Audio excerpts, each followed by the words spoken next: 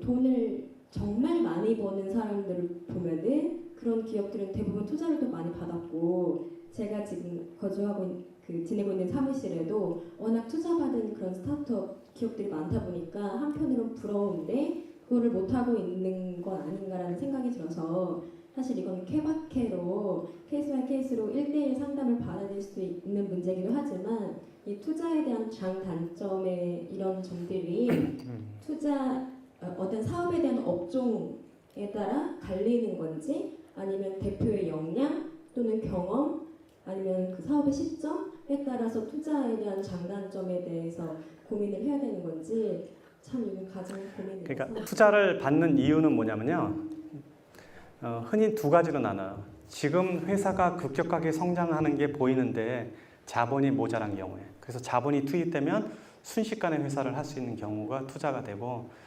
혹은 내 자본을 가지고 안 하려는 사람들은 투자를 받아요. 그 둘 중에 하나라도 해당이 된다면 투자를 받아야 되는 거예요. 나는 내 돈 갖고 장사하고 싶지는 않아.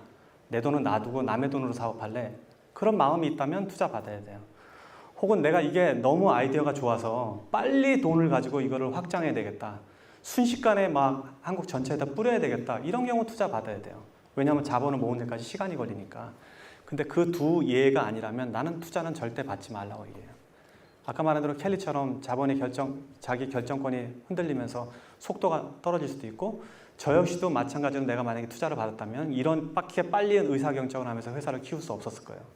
창업자들이 투자를 받는 거는 나중에 그 과정에 가거나 상장할 때 얘기해요. 너무 여러분들은 투자를 쉽게 얘기하고, 투자라는 건 투자를 해주는 사람과 투자를 받는 사람이 투자에 대한 일정한 정도의 교육 수준이 있어야 돼요. 그걸 바라보는 시각이 똑같지가 않으면 투자 자체는 항상 싸움이 되거나 소송이 되거나 회사가 뺏기게 돼요. 그래서 여러분들한테 좋은 일이 별로 없어요.